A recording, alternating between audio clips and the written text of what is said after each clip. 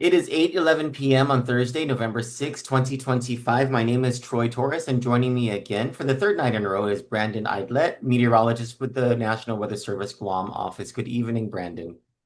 Good evening. We're making quite a run of this. Well, and I appreciate that, and thank you. And I let me be frank with you.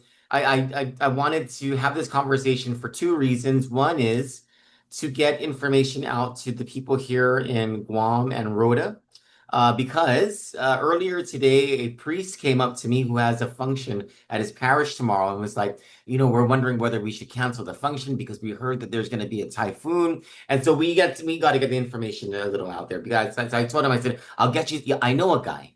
I know a guy, and I'll try to get you some info tonight. But I'm thinking, don't cancel, because we're not getting a typhoon. But let me get you the info. And then the second reason, and this is more of it because more people are asking me about this, is what is going to happen to the Philippines. And so, can we start with what's happening now, and whether people should cancel their plans tomorrow? No, right?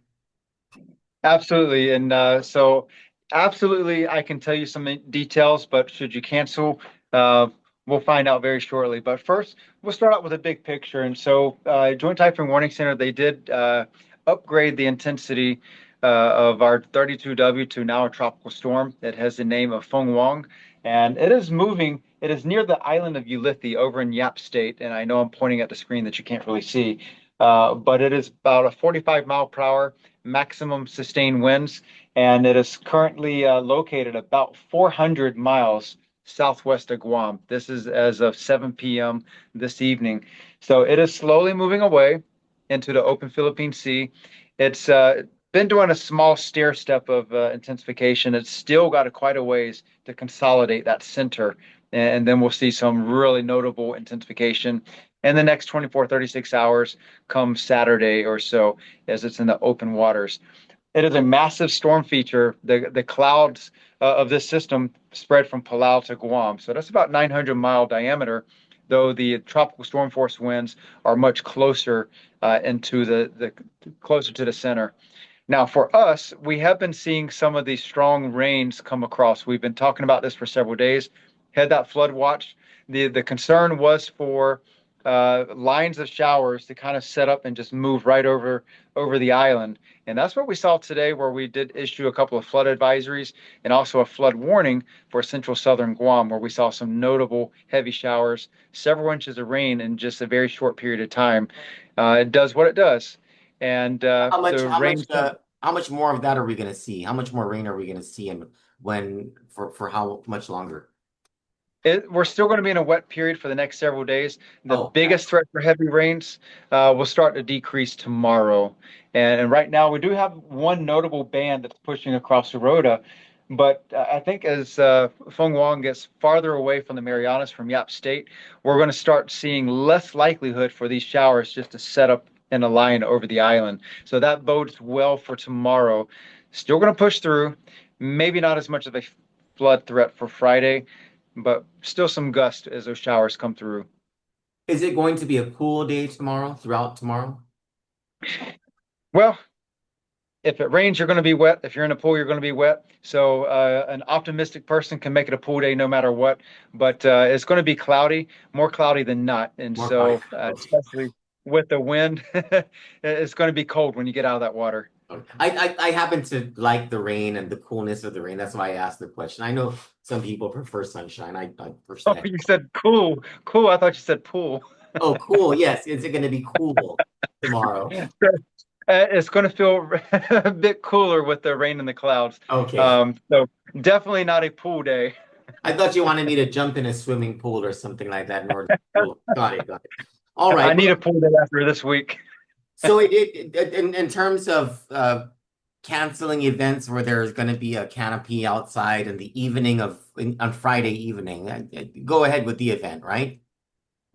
Well, it's that concern for the really strong gust is going to be decreasing by tomorrow evening. Okay. So the first step, we did drop down our wind advisory for today. We've seen those sustained winds have not been that notable. It's just when the winds have come through, we see those gusts pushing 35 to 45 miles per hour. But those 45 mile per hour gusts are largely unexpected for tomorrow. Okay. 30 miles per hour, sure, brief. And uh, probably not that bad for tarps and canopies, but the recommendation, make sure they are securely fastened no matter what. Those showers will come through and bring some gust. Got it. Okay. Now, can we move on to talking about the Philippines? And I know you told me yesterday that this is a JMA Pagasa sort of thing, but really when I say that I know a guy, I'm only talking about you. I don't know a guy in JMA or in Pagasa. So can you talk to us and talk to our audience about what's going to be happening over in the Philippines with this Yes. typhoon? And so we've been 24 hours since our last conversation, and the Joint Typhoon Warning Center track, the JMA track, continues to show a direct targeting of the northern Philippines.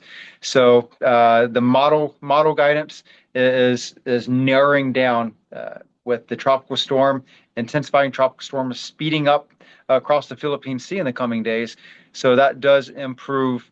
Let me say it increases the certainty of a track toward the northern Philippines.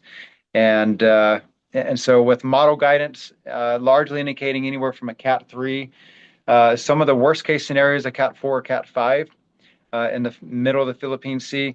It's a big concern for the northern Philippines. So um, that's going to be it's going to be concerning for the folks in all of northern Philippines, nonetheless. From a meteorological standpoint, with a tropical cyclone encountering the higher terrain, the topographic uh, characteristics of Luzon, it will substantially weaken the typhoon as it pushes off into the South China Sea. But there's still going to be those notable impacts from the winds, wind gust, and then substantial risk for flooding with all the heavy rainfall. And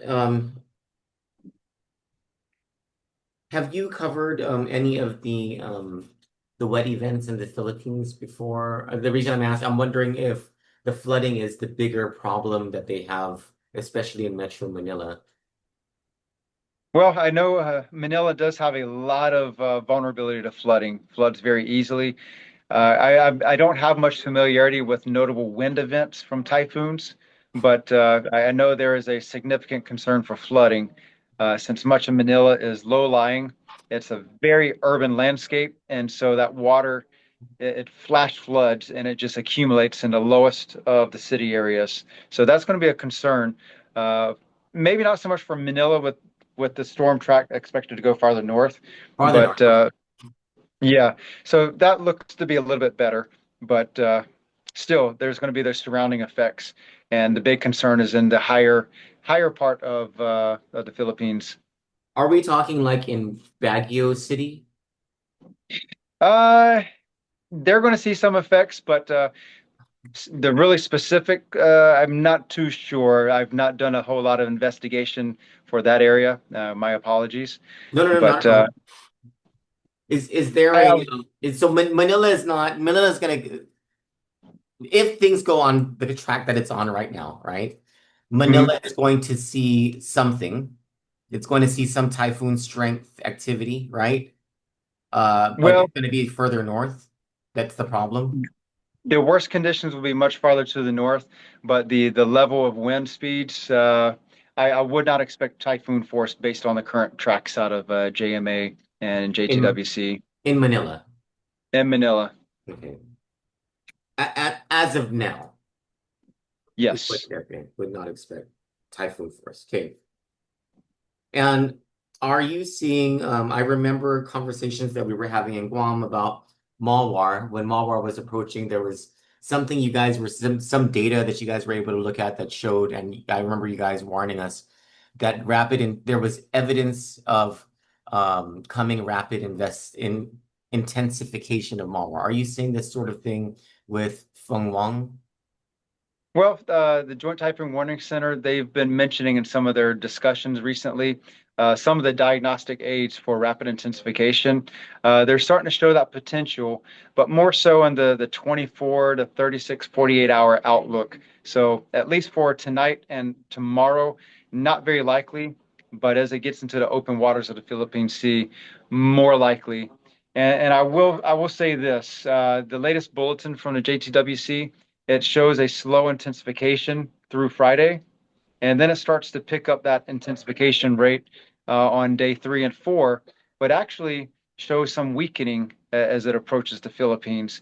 So still some uncertainty in the day 4 or 5 time frame, and and yeah, it's going to be one of those things that the analysts both at JMA and at JTWC are going to be looking at very closely and bridging the different models and their takes on the overall environment.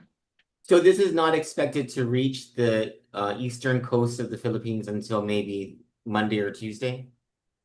It's going to be a little bit sooner, I believe. So we're looking at day 4 from now, so around Sunday time frame. Around Sunday. So right when the rapid intensification starts to slow down, there'll be a little bit of a weakening, and that's when it's expected to get to the Philippines. That's what they're showing right now, and but I would say it's something worth watching because it may nudge back and forth. And I'm just looking at the latest JTWC graphic. They're showing a Cat 3 as it closes in. Um, but yes, much of the northern half of the Philippines, and that's inclusive of Manila, could see tropical storm conditions based on the JTWC forecast track. Okay. And where can people from Guam go to get the latest on what's happening in the Philippines, aside from these talks that we're having? If they Yes. wanted to go Well, online and figure it out, where do they go? absolutely. So the first one for the local information, go to our webpage, weather.gov/GUM. And so we're going to be covering all the local forecasts. Okay. Every 12 hours, we put out new forecasts every morning, every afternoon. And then, of course, YAP, every 6 hours, we're issuing forecasts since they are under a tropical storm watch. Okay. Um, with regards to tropical cyclones, we will be pushing out updated forecast tracks and also the public advisories. As long as the tropical storm Fung-Wong is east of the 130 longitude. So Okay. that is our area of responsibility. Looking for the Philippines, go visit the Pagasa page. Pagasa out of the Philippines, they're already watching it. They're putting some tracks on it. And I'm not sure what the Filipino name for Feng Wong will be, I saw that it was but Uwan. I saw okay. somewhere it's going to be So they've Typhoon already put it Uwan. out there. Yeah. So make sure you're looking for the right storm. Yeah, yeah. Because it's not going to be Yeah. called Feng Wong by Pugasa. That is correct. And so JMA, JTWC, National Weather Service will be referring to it as Feng Wong, and then Pagasa will have the different name, especially for those localized urban impacts across the Philippines. Definitely visit the Pagasa page. It's something that we look at on our just part of our curiosity. Our focus is for the local weather forecast, but yes, we do have that curiosity. We can see some of the data, but Pagasa will have all the latest and the greatest forecast for the Philippines, and then of course, and the broader spectrum, Japan Meteorological Agency (JMA) will have the continual forecast tracks. The official is the World Meteorological Organization, Regional Specialized Met Center. My last question, anything heading our way, anything that's behind Feng Wong that is might be developing coming our way? Nothing that is notable. And I've been looking at the day 10 to 16 forecast tracks in the models. There's nothing that stands out. Some of the models show like a small disturbance here and there, but right now we're looking at the easterly trade wind pattern just dominating the region starting early next week. And so that will be a pleasant Oh, reprieve from that's the cool this air, system. right? That you're talking about the cool air? Cooler, maybe even a little bit less humid, Oh, and by that I only love about that. 5% less humidity. I love So that. That sounds great it's to gonna be me. nice. That sounds great to Merry It Christmas, will be everyone. nice. Yes. Now And we're not going to see that notable drop in humidity until maybe December, January, okay. once we get the dry season in full swing. Okay, okay. But I welcome a cooling down at any time. So about next week, you said? Early next week, we'll have those trade winds coming back into the region. And will we have a bit of rain between now and then anyway? We're going to stay in a wet pattern Saturday and Sunday. The Okay. showers start to really push off to the west on Sunday. Okay. We're down to 20% isolated showers on Monday. It sounds hot. It sounds hot. Might be 88 degrees instead of 87. Oh, that sounds horrible. All right. Thanks, Brandon. I appreciate your Yeah. time. Thank you so much, my friend. God bless you. And God Thank bless you. the Take Philippines. I care. hope everyone's all right over there. All right. Yes, be prepared. Thank you.